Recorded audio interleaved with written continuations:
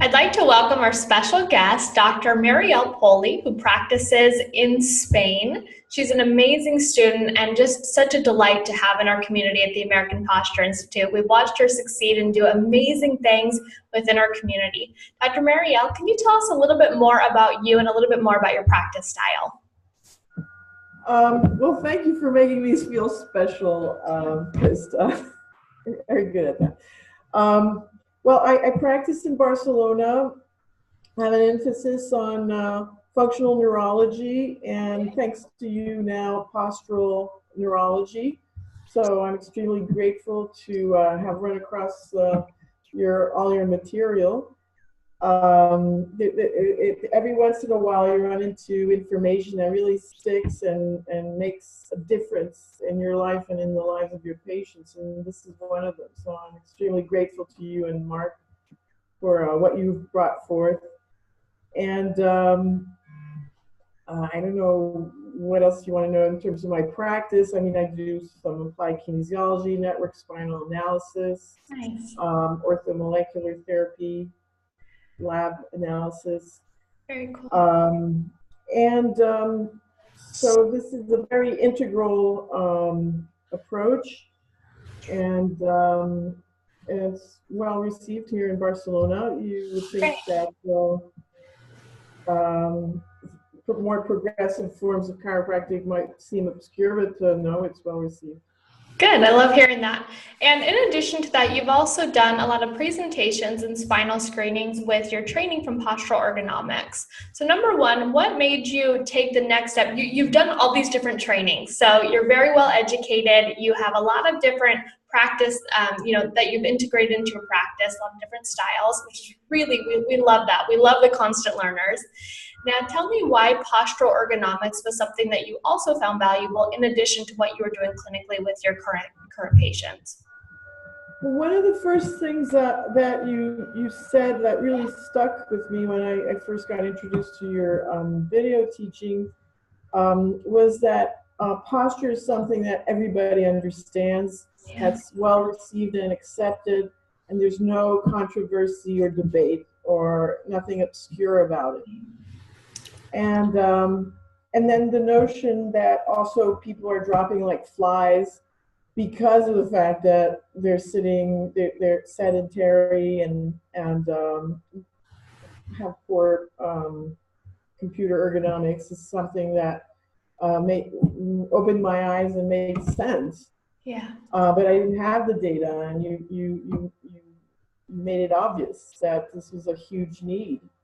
And I'm starting to see patients who are 30, 33 years old who are having cervical disc herniations because of the multiple factors, but mainly the use of computers and digital devices for ergonomics. Yeah. And it's kind of shocking when you see people of that age with lower cervical disc herniation. So it also brings home the fact that the urgency of having to take actions to help educate the population. Yeah, it is shocking. And what's so shocking about it, I think, and to us as healthcare providers, but also to our clients and patients, is that people think that it's very low risk to just be seated. It seems like it's a low risk activity because you're not handling heavy equipment, for example, whereas it's actually turning into a very high risk activity because we have such prolonged sedentary behaviors as a society. And now with the advancement of technology, it's just getting worse. I mean, we're seated in front of our computers in this posture. You see it all the time. And it's resulting in so many different lifestyle factors associated with chronic diseases over time. And I mean, we're seeing instant decline in posture. You're seeing cervical disc herniations. And then, of course, what that means for the patient long-term can actually be life-threatening. So it's frightening to even think about. And unfortunately, like you said, a lot of people don't realize the high risk associated with sitting disease. So I know you've been very successful with getting in with corporations. You just recently did a very successful talk. Can you share more about that presentation and your experience in the corporation? Yes, I do want to add that prior to doing your program, I have a big interest in brain health. Nice. And my my concern for the population at large is actually that people are going to lose their minds Right. um, in droves. And so postural ergonomics is a huge, huge key element to helping to stop what is going to be just a awful epidemic. I don't know how we're going to function as a society. So another element that really drew me into the program. Okay, so one of my patients is a CEO, and he invited me to talk to his engineers and scientists. So very left brain, heady people who spend their lives in front of computers. For sure. And not necessarily the most lively crowd to entertain, but I found a way to entertain them. Good. And bring them to life. And so I designed, I took elements from the PowerPoint that you had prepared for us. By the way, thank you also. You have an incredible way also of showing us how we can bring the information forth, which is not always the case in terms of acquiring new knowledge and then being able to apply it. So, well, you know what I love, Dr. Muriel, is that you actually apply it. You know, we can collect a lot of information, but it's so important to take that extra step of doing the application and implementation. So it's just amazing to see shining examples like you. Okay, keep going. No, so I basically took your presentation and deconstructed it and made my own.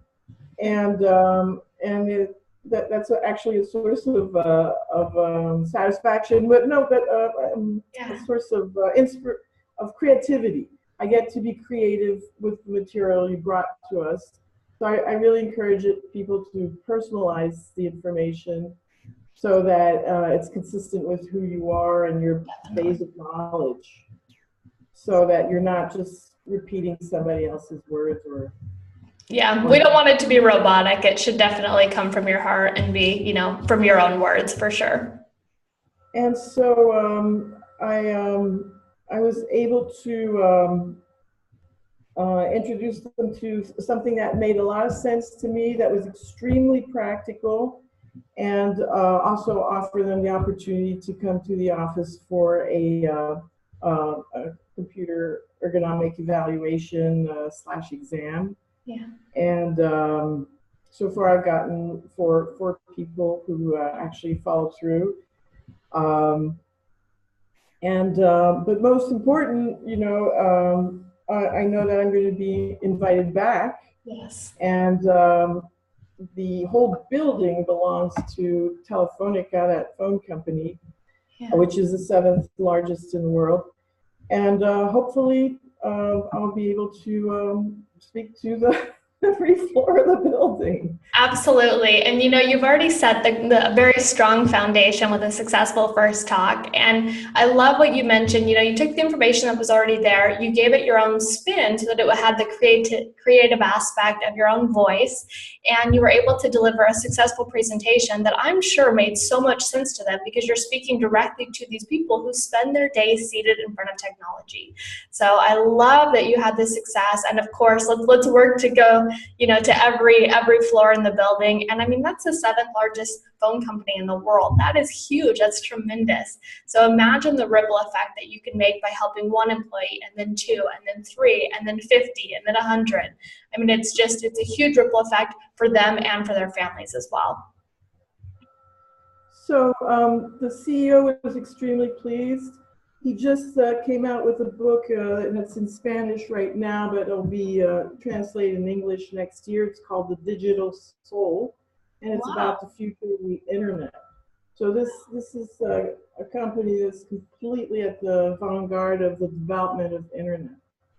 So hopefully, who knows what ripple effects we'll have, Krista. Yeah, I'll tell you what, you have my eyes lighting up. I'm smiling from ear to ear over here. I love hearing that. I mean, how amazing is that? Talk about a great I mean, yeah, the ripple effect with that can be absolutely tremendous. So definitely keep us in the loop and let us know how that continues to unfold. Because as you mentioned, you did the first presentation and now you're excited to get invited back. So thank you again for sharing with us your experience, and just tell our listeners what would be one reason why they should not hold themselves back and take action to join the Postural Ergonomics certification program.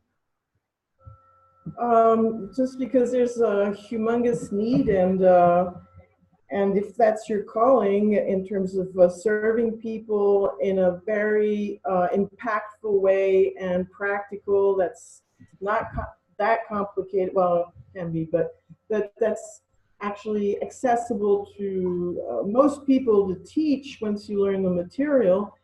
You can make a huge difference in the population and the well-being of, and if it's only selfishly for you for being around sane people, but make a huge difference in the well-being and the mental health of the population. Oh, you guys heard it here first. Thank you so much, Dr. Muriel, for being such a shining example of success and showing us what the possibilities that we can all do by integrating this information. So thanks again for setting the bar high and showing us the example. And thank you for the ripple effects that you're making in your community. Now, for everybody else, I want you to think about what that would mean for you and for your practice. And most importantly, how is that going to impact your community in a positive manner? As you mentioned, helping people with better brain health, helping people live better, helping people, their digital soul, right? And helping them, of course, prevent sitting disease. So thank you again, Dr. Muriel, for sharing with us today, for being a part of our tribe at the American Posture Institute. And for everybody else, we encourage you to step up and take action and join the Postural Ergonomics certification program. And thank you, Krista, for all that you do. Oh, thank you so much. It's an honor. It's working with students like you that make every single minute worth it. So thank you. Thank you.